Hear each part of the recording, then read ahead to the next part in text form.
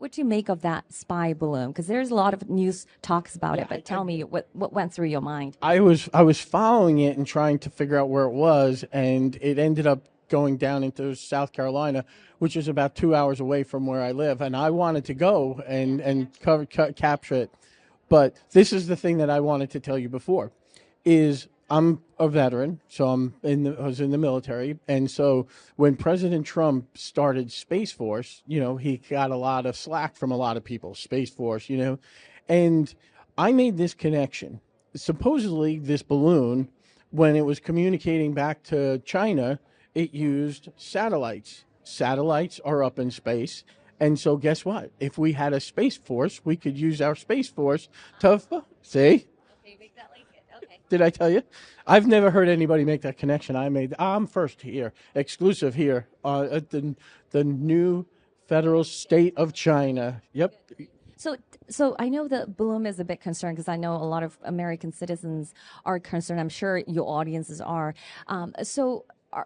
Do you feel safe? Because right now, CCP, the communism, actually invade your airspace and is so close to you. So how does that make you feel? The part that's scary is how long has this been going on, and how many of these did we not know about? And I live near a big military base, and in eastern North Carolina, and supposedly they were spying on these bases. So no, absolutely, it doesn't make you feel safe. So, and what were they doing? And a balloon is a balloon. So who else has got balloons up there,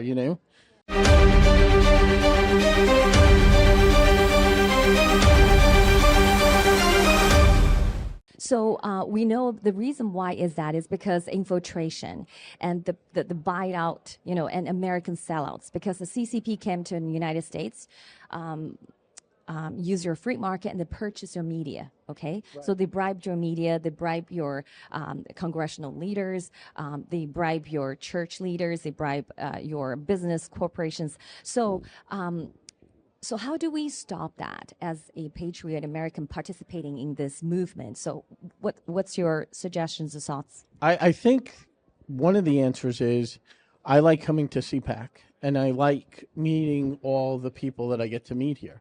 As we talked about before, I've visited China, and I had a wonderful time there, did all the touristy things, and I kind of pay attention to things. I'd never heard of the new federal state of China before.